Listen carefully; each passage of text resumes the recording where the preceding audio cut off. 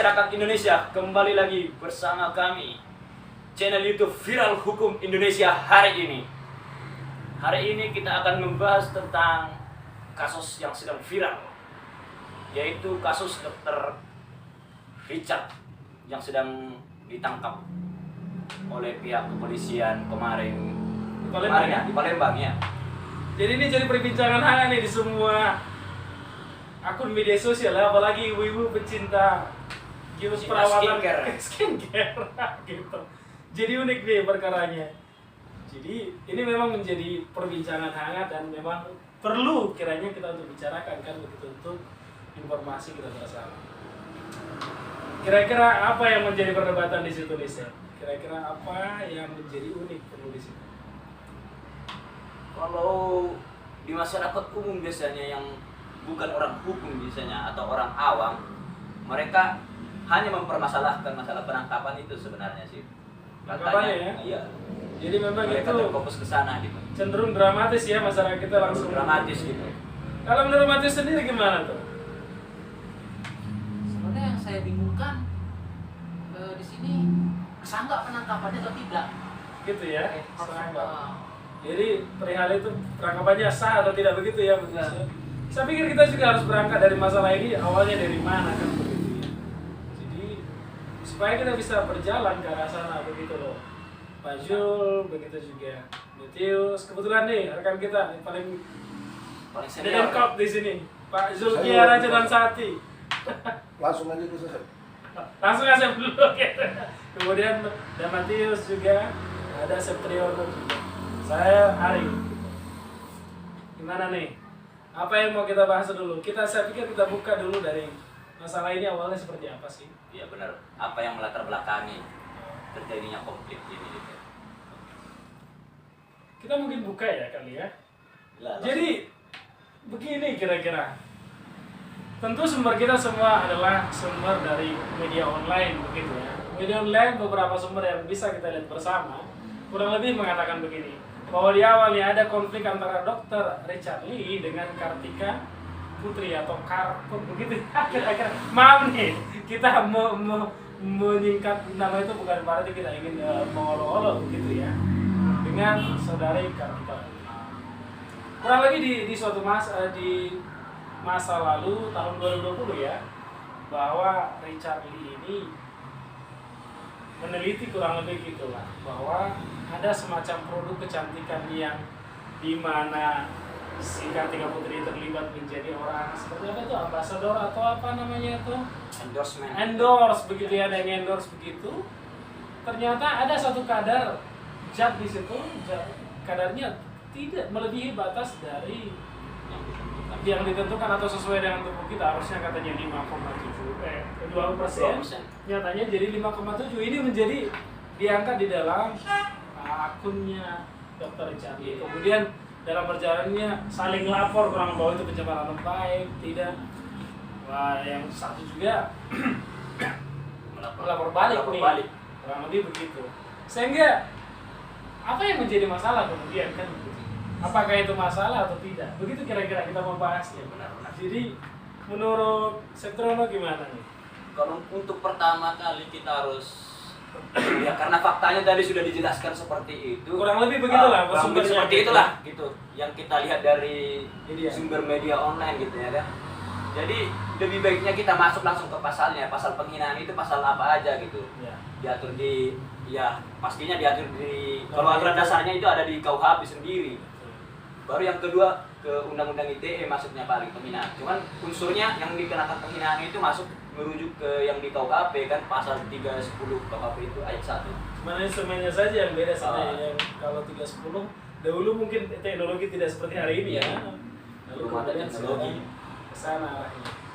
Jadi kita coba urai nih. Pertama begini, kalau kemudian faktanya apa yang dikatakan Richard Lee itu benar adanya, apakah itu masuk pencemaran nama baik? Kurang lebih gitu. Iya. Itu yang Itu kira-kira kita coba baca dulu nih. Boleh baca pasal dulu. Matius mungkin pasal 310 coba baca dulu. 310 ayat 1 ya. Pasal 310 ayat 1, barang siapa dengan sengaja menyerang kehormatan atau nama baik seseorang dengan menuduhkan sesuatu hal yang maksudnya terang supaya hal itu diketahui umum, diancam karena pencemaran dengan denda penjara paling lama 9 bulan atau pidana denda paling banyak Rp4.500. Jadi apa hal pokok di situ, Matius? Coba dilihat dulu. Apa kira-kira yang menjadi larangan di situ? Coba kita baca. Kita baca ulang ya. Kalau nggak Menyerang kehormatan atau nama baik seseorang dengan menuduhkan sesuatu hal itu, menyerang dengan menuduhkan sesuatu hal yang maksudnya supaya diketahui oleh umum, tentu hal yang dituduhkan itu tidak benar adanya, kan begitu kira-kira. Jadi sekarang kita kemudian mau mengukur, tentu kita tidak mau mengukur apa yang terjadi hari ini menyatakan benar atau salah, tapi seandainya yang dikatakan oleh Richard Lee itu benar, kemudian maka apakah itu pencemaran nama baik, begitu kira-kira. Tentu kita, asumsi kita per hari ini tentu tidak, kan begitu ya. Ya, itu dulu. Tapi kemudian yang paling viral lah sebenarnya mau kita bicarakan bukan soal itunya. Kita mau lihat penangkapannya benar atau tidak. Kenapa? Karena kemarin menjadi perbincangan di mana-mana begitu ya. Dikatakan penangkapan itu tidak sah karena belum tersangka atau prosesnya tidak benar, begitu kira-kira ya. Maka mari kita uji nih. Dr. Richard Lee ini ditangkap kenapa sih? Atas dasar apa sih, kan begitu? Apakah pasalnya sama kemudian? Ternyata bagaimana nih kenyataannya? kalau dalam kita mendengar-dengar dari media online sendiri, katanya pasal yang dikenakan itu berbeda dari apa? Dari kasus yang dituduhkan. Jadi bukan mengenai pencemaran nama baik lagi begitu ya? Bukan itu sebenarnya yang dikenakan. Kalau untuk proses penangkapan hari ini yang terjadi viral hari ini gitu. Seperti itu. Jadi apa kira-kira pasal yang dikenakan tuh? Kita coba baca lagi di media online ya. Media online kurang lebih mengatakan begini, bahwa akunnya Dr. Lee ini sebenarnya sudah disita begitulah. Iya. Sudah dalam keadaan sita oleh penyidik. Lalu kemudian dia mau melakukan akses lagi terhadap akun itu. Akses tentu tanpa izin begitu, tanpa hak begitu ya. Dugaannya begitu nih, kita tidak menuduh, tapi informasi yang kita kumpulkan begitu. Kemudian kabar yang lain di media online juga dikatakan bahwa dengan dia akses kembali itu akunnya itu, dia berupaya untuk menghilangkan barang bukti, menghapus kurang lebih begitu. Itulah kemudian menjadi masalah. Kemudian dikenakanlah pasal 30 junto pasal 46 Undang-Undang ITE, lalu kemudian di KUHP juga di pasal 231 begitu ya. Jadi itu dikenakan. Maka mari kita baca dulu tuh. Pasal 30 dulu nih. Kita baca dulu pasal 30 Undang-Undang ITE. Coba Matius baca dulu pasal 30. Pasal 30 ayat 1 Undang-Undang ITE. Setiap orang yang dengan sengaja dan tanpa hak atau melawan hukum mengakses komputer dan atau sistem elektronik milik orang lain dengan cara apapun. Ayat kedua, setiap orang dengan sengaja dan tanpa hak atau melawan hukum mengakses komputer dan atau sistem elektronik dengan cara apapun dengan tujuan untuk memperoleh informasi elektronik dan atau dokumen elektronik. Ayat ketiga, setiap orang dengan sengaja dan tanpa hak atau melawan hukum mengakses komputer dan atau sistem elektronik dengan cara apapun dengan melanggar, menerobos, melampaui atau menjebol sistem pengaman. Oke. Jadi kurang lebih ada 3 hal nih. Pertama adalah kalau dengan sengaja dan tanpa hak melawan hukum mengakses komputer atau sistem elektronik milik orang lain dengan cara apapun. Pertanyaannya kemudian, apakah diakses punya dia atau tidak? Kan begitu kira-kira ya. Nah, jadi informasi yang kita sejauh ini kita bisa tangkap seolah-olah akunnya dia sebenarnya dimasukkan begitu ya. Artinya, masuk tidak? Pasal ayat 1 ini, pasal 30 ayat 1. Kita coba lagi sebelum kita menyimpulkan, kita coba lihat di ayat 2. Dengan tanpa hak atau melawan hukum mengakses komputer atau sistem elektronik dengan cara apapun dengan tujuan untuk memperoleh informasi elektronik dan dokumen dengan tujuan untuk memperoleh informasi elektronik. Tentu bukan itu tujuannya kan, gitu kalau dari cerita di media sosial begitu ya. Ayat 3, setiap orang tentang atau melawan hukum mengakses komputer atau sistem elektronik dengan cara apapun dengan melanggar, menerobos, melampaui atau menjebol sistem pengaman. Kemungkinan ini yang masuk nih. Karena akunnya itu sudah dalam keadaan disita gitu ya, maka tidak boleh dong, karena itu akan mempengaruhi proses penyidikan kan gitu ya. Apalagi dianggap menghilangkan barang bukti. maka tentu kasus ini berhubungan tapi menjadi berbeda juga. Misalkan begini nih, satu sisi barang bukti, kita ngomong barang bukti dulu ya, barang bukti tadi sudah disita. Kemudian dia berupaya masuk dengan maksud, dugaan ini loh ya, dugaan menghilangkan itu. Maka itu menjadi kejahatan yang lain kan begitu. Jadi ada dua dugaan di situ, satu penyebaran nama baik dan satu menghilangkan barang bukti dengan mengakses lagi. Itulah kemudian kenapa karena di pasal 30. Lalu kemudian kita coba lagi di KUHP di pasal 231 kalau tidak salah ya. Kita coba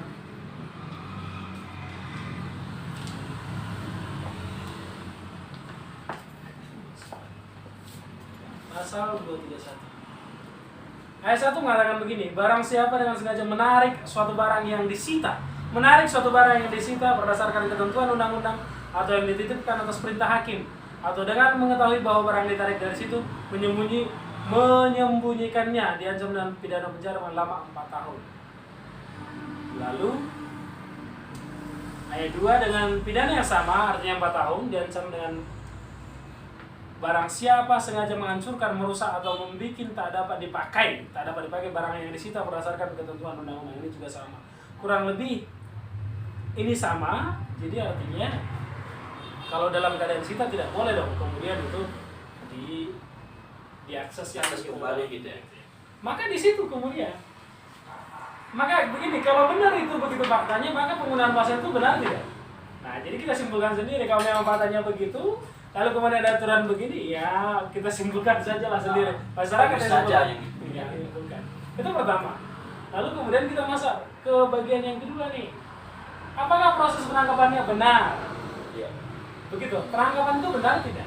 Begitu kira-kira. Jadi ini masih saya bingungkan sebenarnya. Jadi apa yang bingungnya, Matius nih? Prosedurnya apakah sesuai dengan SOP atau tidak? SOP tidak. Penangkapan itu begitu ya. Penangkapannya. Jadi kita harus pahami dulu apa sih penangkapan itu dulu nih. Iya. Kita harus pahami dulu penangkapan itu, maka kita tidak akan keluar dari buku 1 ya, KUHP ya. KUHP ya. Jadi kita akan lihat nih Di pasal 1 angka 20.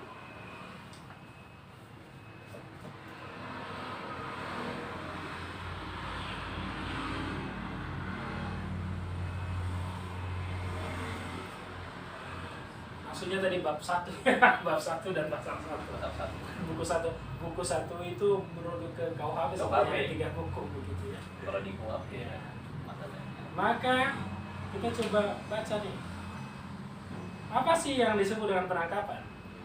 Ayat 1 butir 20 dikatakan, suatu tindakan penyidik berupa pengekangan sementara waktu. Pengekangan sementara waktu nih. Kebebasan tersangka atau terdakwa. Pengekangan sementara waktu kebebasan tersangka atau terdakwa. Jadi gini nih, harus tersangka atau terdakwa, begitu ya kira-kira. Tersangka, pengekangan sementara tersangka atau terdakwa, begitu ya kira-kira. Apabila terdapat cukup bukti guna kepentingan penyidikan atau penuntutan dan atau peradilan dalam hal menurut cara yang diatur dalam undang-undang ini. Jadi statusnya sudah jelas nih, ya. Harus dengan status tersangka atau terdakwa. Pertanyaannya kemudian, apakah Dr. Richard Lee sudah tersangka atau terdakwa? Lalu kemudian dia dikatakan di dalam media sosial, mudah-mudahan pengertian kita salah nih, dikatakan bahwa ditangkap karena tadi ada illegal access dia, bukan karena pencemaran nama baiknya. Pertanyaan, apakah dengan illegal access ini dia sudah jadi tersangka atau bukan? Iya. Pernah dipanggil atau tidak? Ini kemudian pengacaranya Bapak Nasution ya mengatakan tidak pernah dipanggil sebagai saksi begitu ya. Mudah-mudahan kita keliru, lalu kemudian apalagi tersangka. Sedangkan di sini dikatakan dia harus tersangka atau terdakwa. Lalu kita coba baca lagi, itu kan mengenai definisinya. Teknisnya kita baca di pasal 16 nih. Pasal 7. Pasal 16 dulu. Dikatakan begini, untuk kepentingan penyelidikan, penyelidik atas perintah penyidik berwenang melakukan penangkapan. Jadi memang kalau untuk kepentingan penyelidikan sendiri juga dikatakan di situ berhak nih. Kan begitu ya? Di situ apa sih proses penyelidikan ini begitu kira-kira ya? Di situ menjadi perdebatan juga, jadi multitafsir nih. Di satu sisi tadi di pasal 1 nomor 20 dikatakan dia harus tersangka atau ataupun terdakwa. terdakwa. Seseorang harus jadi tersangka di tahap apa nih? Tahap penyidikan. Di tahap penyelidikan, bukan penyelidikan nih. Jadi penyelidikan itu rekan-rekan semua masyarakat hukum Indonesia kurang lebih begini, penyelidikan itu masih dalam rangka penyelidik itu mencari apakah Suatu ini peristiwa itu. pidana atau tidak. Ah. Tindakan itu bukan menentukan siapa pelakunya. Sedangkan kalau sudah tersangka atau terdakwa dia sudah merujuk ke Pelaku sudah ada. pelakunya sudah Sudah diduga. pelaku sudah ada nih. Maka pasal 16 ini untuk kepentingan penyelidikan penyelidik atas kepentingan perintah penyidik berwenang melakukan penangkapan. Jadi di situ juga bagaimana kemudian nih, kan begitu ya. Lalu memang di sini pasal 18 ayat 2 dikatakan dalam hal tertangkap tangan penangkapan dilakukan tanpa surat perintah dengan ketentuan bahwa penangkap harus menyerahkan tertangkap serta barang bukti yang ada kepada penyidik atau penyidik pembantu terdekat. Jadi begini, kecuali dalam tertangkap tangan nih, ternyata Tuhan juga memberi ruang. Kalau ternyata tertangkap tangan, Tidak perlu prosedur itu ya. coba kita cari dulu apa sih tertangkap tangan. Coba setelah lihat dulu di pasal 1 lagi tuh. Pasal 1. Nah, cuma lihat tertangkap tangan. Supaya kita lihat nih apakah Dr. Richard Lee melakukan itu dalam hal konteks tertangkap tangan atau tidak. Begitu. Kalau untuk tertangkap tangan sendiri bisa kita lihat di KUHP Undang-Undang Nomor 8 Tahun 81 di pasal 1 angka 19, tertangkap tangan adalah tertangkapnya seorang pada waktu sedang melakukan tindak pidana atau dengan segera sesudah beberapa saat tindak pidana itu dilakukan atau sesaat kemudian diserukan oleh khalayak ramai sebagai orang yang melakukannya atau apabila sesaat kemudian padanya ditemukan benda yang diduga keras telah dipergunakan untuk melakukan tindak pidana itu yang menunjukkan bahwa ia adalah pelakunya atau turut melakukan atau membantu melakukan tindak pidana itu. Nah, jadi ada beberapa variabel ya. Ada 4 variabel. Ada 4 variabel. Pertama adalah waktu sedang melakukan tindak pidana. Kemudian segera sesudah beberapa saat tindak pidana itu dilakukan. Segera sesudah tindak pidana dilakukan. Kemudian sesaat kemudian diserukan oleh khalayak ramai sebagai orang yang melakukan. Gitu ya.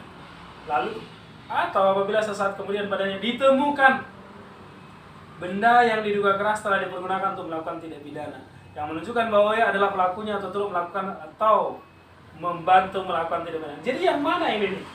Bisa saja sesaat setelah melakukannya atau ditemukan benda yang diduga keras digunakan untuk melakukan tindak pidana itu. Jadi apakah kemudian Dr.